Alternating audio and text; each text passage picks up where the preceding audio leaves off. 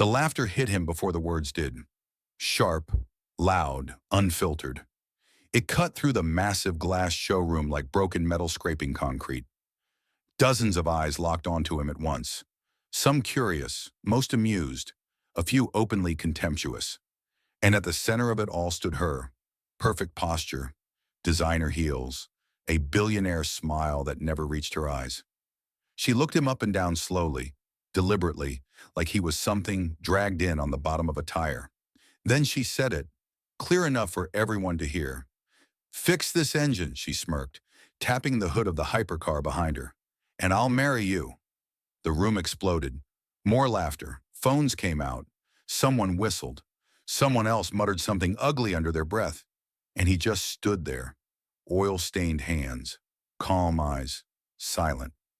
Before we go any further, if stories like this hit you right in the chest, take 2 seconds right now. Type your country in the comments, subscribe to the channel so you don't miss what comes next, and share this video with someone who understands what it feels like to be underestimated. The car behind her wasn't just expensive, it was legendary, a one-of-one prototype built by a European manufacturer that had spent over 4 years and tens of millions perfecting it. Carbon fiber body, hybrid V12 system, experimental engine architecture that most mechanics wouldn't even touch without factory supervision. It had broken down in the middle of her charity gala launch event, right in front of investors, politicians, and cameras. Engineers had already tried. Certified specialists flown in that morning had failed. Error codes made no sense. Diagnostics contradicted themselves. The car was dead, and that embarrassed her more than anything else that night. She hadn't noticed him at first. He had arrived with the towing crew, quiet, observant, wearing a faded work jacket with the name Elijah stitched on the chest.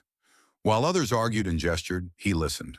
While experts talked loudly about impossible tolerances and proprietary systems, he watched the engine. Not the screens, the machine itself. That was when she saw him leaning in closer than she liked. "Excuse me," she snapped. "Who are you?" He answered politely. "Just a mechanic." That word made her laugh again. "A mechanic?" She turned to the crowd. "Did you hear that? He's a mechanic." The humiliation was casual to her, effortless, like stepping on something small without looking down. "This engine requires specialists with years of training," she said, her voice dripping with mock patience.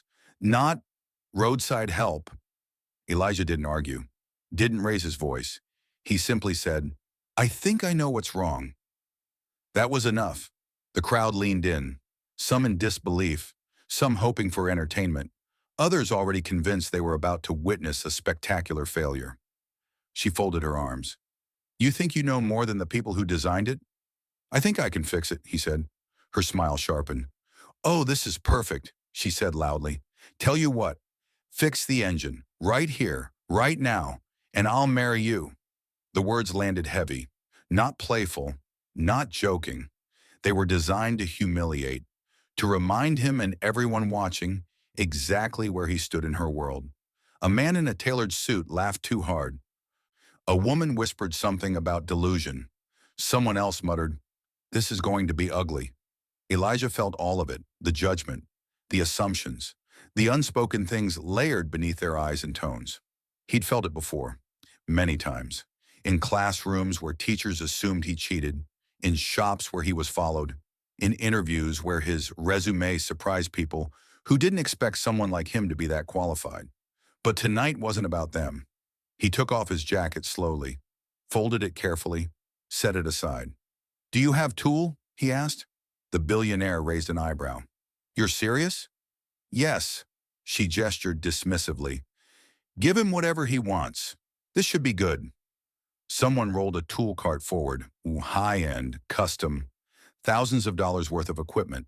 Elijah scanned it once, shook his head slightly, walked over to his own worn toolbox instead. The contrast alone made people chuckle again. What they didn't notice was how the engineers had gone quiet. One of them frowned as Elijah removed a single panel most of them hadn't touched. Another watched as he ignored the diagnostic port completely. "Why isn't he plugging it in?" someone whispered. Because Elijah wasn't chasing codes. He was listening. He placed his palm flat against the engine housing, closed his eyes, counted. Minutes passed. The billionaire checked her watch dramatically. "Clock's ticking, mechanic," she said. "Or should I call security?" He didn't respond. Inside his head, patterns were forming. Heat signatures, vibrations. A subtle irregularity that only appeared after shutdown. Not a failure. A miscommunication. Two systems arguing over control. Designed brilliantly, executed imperfectly. He smiled faintly. 10 years earlier, he'd written a paper on hybrid torque arbitration that his professor said was interesting but impractical. That professor now worked for the same manufacturer that built this car. Elijah removed a bolt, then another, slowly, methodically, each movement precise. The crowd grew restless. Someone scoffed. Someone else whispered, "He's stalling." The billionaire crossed her arms tighter. "You're embarrassing yourself," she said, "and wasting everyone's time." Elijah finally looked up at her. His voice was calm. "May I ask who approved the firmware update installed last month?" The room froze. An engineer blinked. "How do you know about that?" Elijah didn't answer him. He looked at the billionaire again. "Was it rushed?" Her confidence flickered. Just for a second. He turned back to the engine, made an adjustment no one expected, bypassed a safeguard that wasn't malfunctioning but was overcorrecting. He recalibrated a system no one else thought to question. Then he stepped back. "Start it." Someone laughed nervously. "Yeah, right." The billionaire hesitated, then gestured sharply. "Do it." The ignition button was pressed. Nothing. Smirks returned, then a low hum. Smooth, controlled, alive. The engine came to life like it had been waiting for permission. Silence swallowed the room. No cheers, no laughter. Just stunned disbelief. An engineer dropped his tablet. The billionaire stared at the car, then at Elijah, then back at the car again. "It's stable," someone whispered. "All systems normal." Elijah wiped his hands, picked up his jacket. "I didn't fix it," he said quietly. "I reminded it who was in charge." The crowd erupted, not with laughter this time, with shock, with applause, with something dangerously close to respect. The billionaire felt it slipping. The control, the narrative, the power she thought was unshakable. She forced a laugh. "Well," she said, "I suppose a deal is a deal." Elijah met her gaze, steady, unimpressed. "No," he said, "it isn't."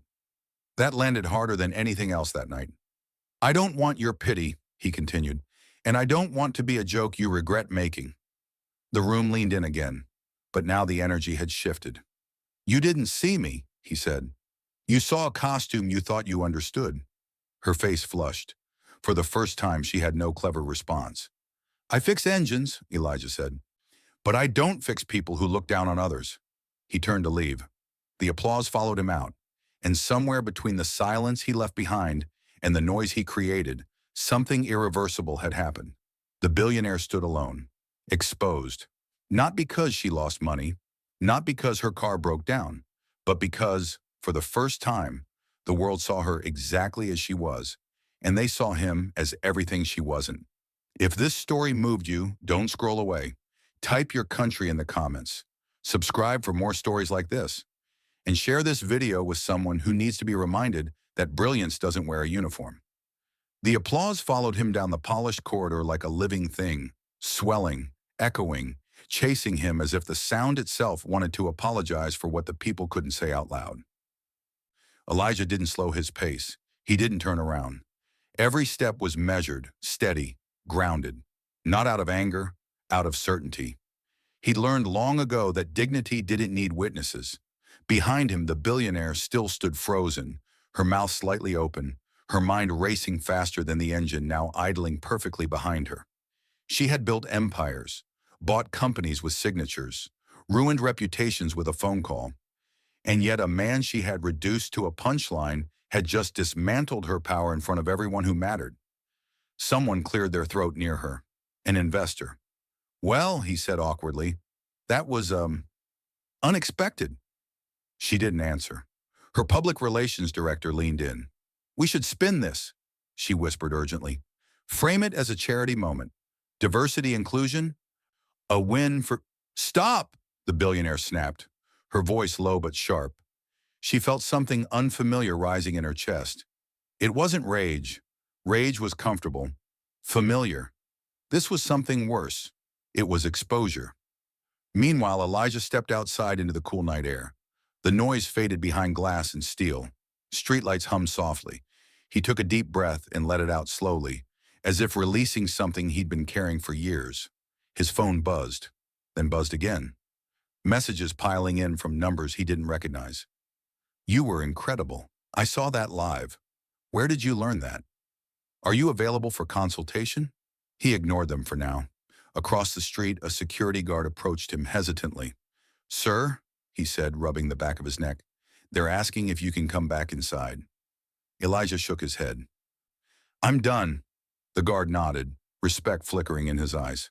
"Yeah," he said quietly. "I figured." Elijah walked toward his truck. Old, reliable, paid off. He opened the door and paused. Something told him this night wasn't finished yet. Behind him, heels clicked rapidly on concrete. "Elijah!" Her voice called out, sharper now, stripped of polish.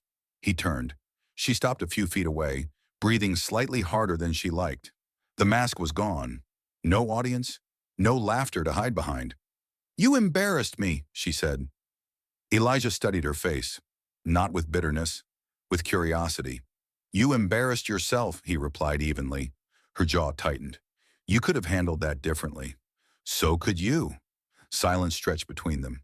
She exhaled. "What do you want?" That question revealed everything. Elijah smiled faintly. "That's the first honest thing you've said all night."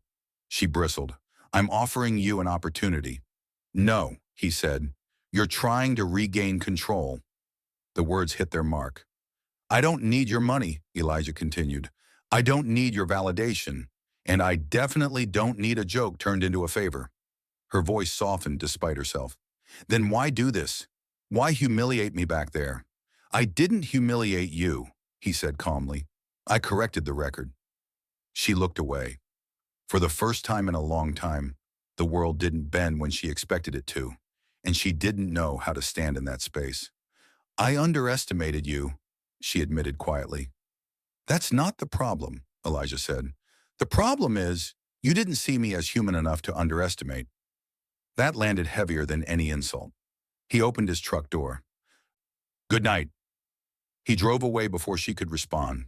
The video hit the internet within minutes. Not edited, not spun, raw. The laughter, the dare, the silence when the engine started. The look on her face when power slipped through her fingers. By morning, it was everywhere. Headlines screamed across screens. Billionaire humbled by mechanic experts. Fail, roadside tech, succeeds. Viral video exposes arrogance of elite comment sections exploded. Some praised Elijah, some attacked her. Others tried to make it about politics, race, class, anything but the uncomfortable truth staring them in the face. Meanwhile, Elijah went to work. Same garage, same cracked concrete floor, same radio playing low in the background. His co-workers stared at him like he was a different person. "Man," one finally said, "you know you're famous now, right?" Elijah shrugged. "Engines don't care." A black SUV pulled up outside later that afternoon. Too clean, too expensive. The shop went quiet. A man in a tailored suit stepped out. "Elijah Carter?" Elijah wiped his hands. "That's me." "I represent a private equity firm," the man said. "We'd like to discuss a partnership." Elijah glanced at the engine in front of him. "Does it run?" The man blinked. "Excuse me?"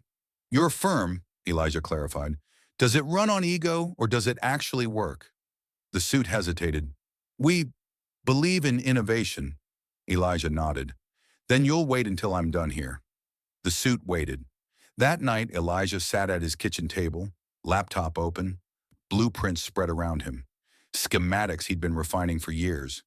Designs he never showed anyone because no one ever asked. A knock came at the door. He opened it to find an elderly woman from down the block, Mrs. Jenkins. She held up her phone, eyes wide. "That you?" she asked. Elijah smiled. "Looks like me." She shook her head slowly. "I always told them boys you were special." He laughed softly. "You just like my cooking." She squeezed his arm. "Don't let them change you." I won't. Across town, the billionaire sat alone in her penthouse, watching the same video on repeat. Each time she noticed something new. Not his hands, not the engine.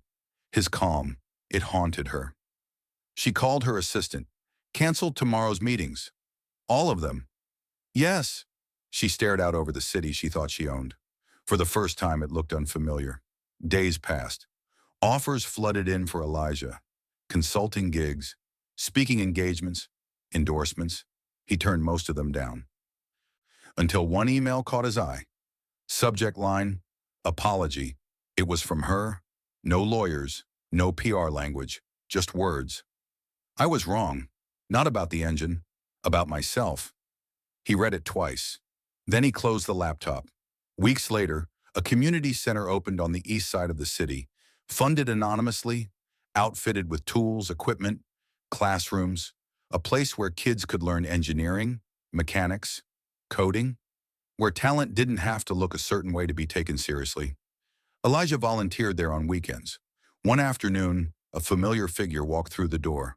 No entourage, no cameras, just her. The room went quiet. She approached Elijah slowly. I didn't know where else to go. He studied her for a long moment. Then you came to the right place, he said. Not forgiveness, not redemption, just a beginning. And if this story reminded you that brilliance doesn't need permission, don't forget to comment your country below, subscribe to the channel for more stories like this, and share this video with someone who needs to hear it. The room stayed quiet long after she stopped walking. Kids froze mid-sentence. Tools hung motionless in the air. Everyone knew who she was. They had seen the video. They had felt the imbalance of power even through a screen. And now here she was, stripped of stage lighting and confidence, standing in a place that smelled like oil, metal, and second chances. Elijah didn't raise his voice. He didn't smile either. He simply gestured toward an empty chair near the workbench. Sit, he said. She obeyed. That alone said more than any apology ever could. A young boy nearby whispered, "That's her," like he was naming a ghost.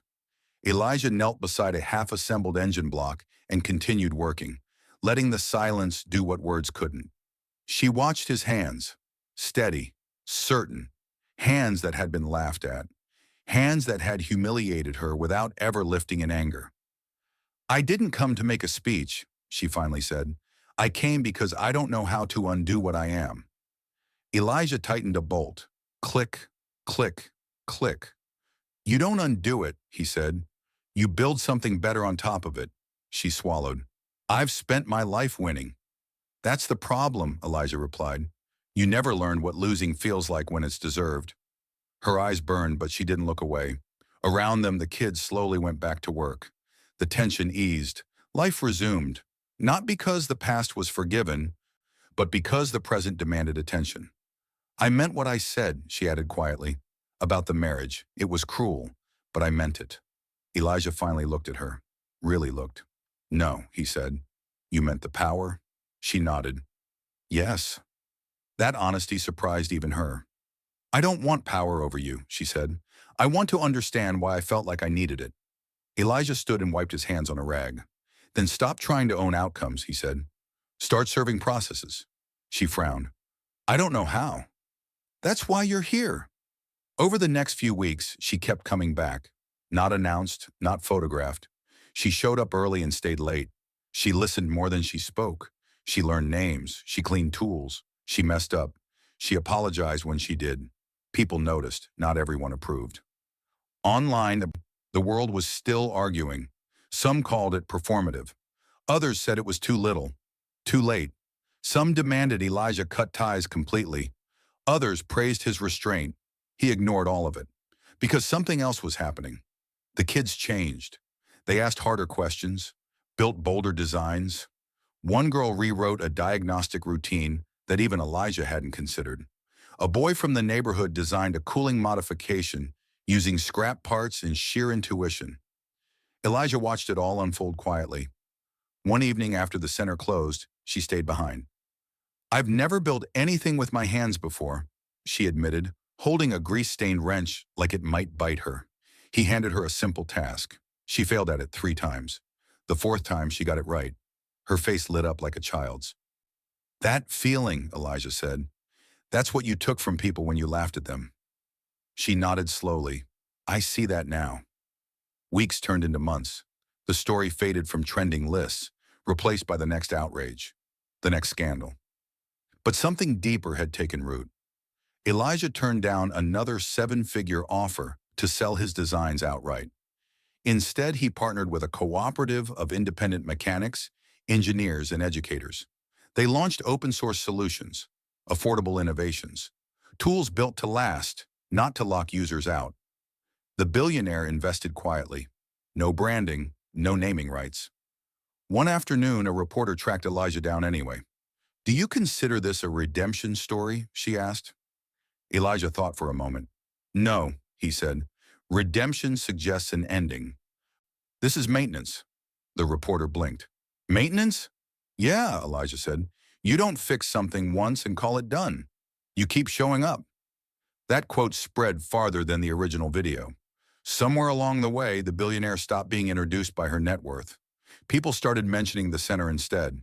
The programs, the outcomes. She still struggled. Old habits don't die easily. Control whispered to her when things felt uncertain.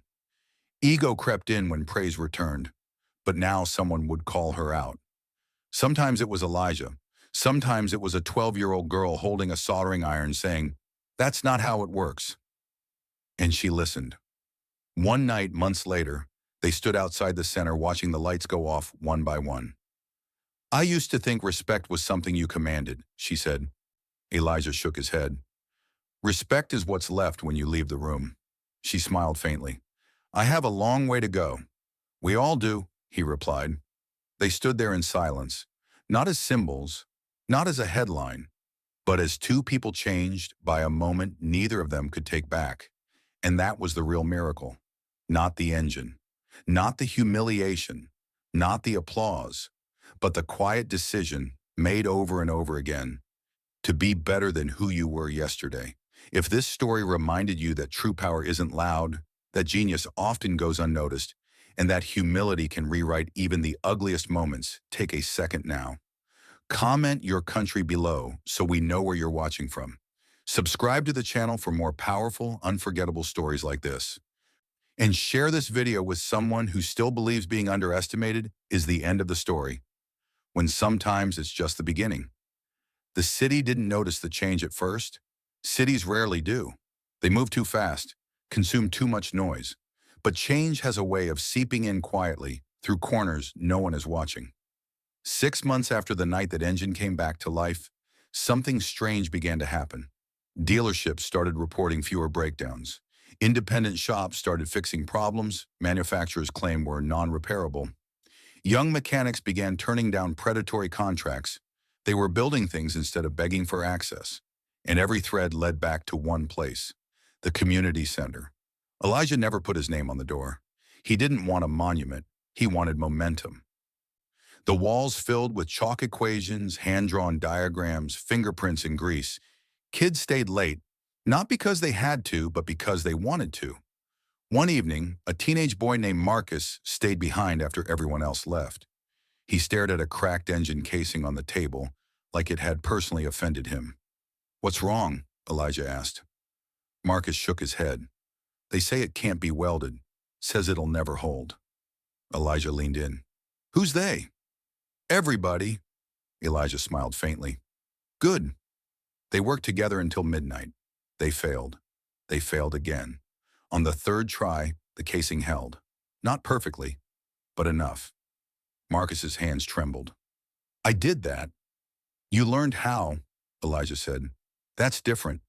Across town, in glass towers where decisions were made by people who never touched what they controlled, the ripples were being felt.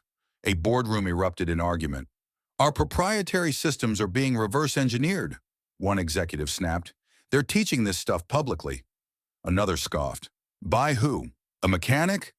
That word again. The room fell silent when a screen lit up. A video clip. A familiar engine roar. A familiar face. Elijah. Not just a mechanic, someone muttered. They tried to buy him out. He said no. They tried to discredit him. It didn't stick. They tried to replicate what he was doing. They didn't understand it, because what Elijah built wasn't just technical, it was cultural. Meanwhile, the billionaire, once the center of attention, found herself invisible in the best way possible. She stopped being recognized in restaurants. Paparazzi stopped waiting outside her building. And for the first time in her life, she felt free. One night, she admitted that to Elijah. "I don't miss it," she said quietly. "The noise." "That's because it was never applause," Elijah replied. "It was consumption." She nodded slowly. "I was addicted to being seen." "We all are," he said. "Some people just get more chances to overdose." She laughed softly, then grew serious. "Do you ever regret it?" "Regret what?" "Not taking advantage. Not taking everything that night gave you." Elijah considered the question.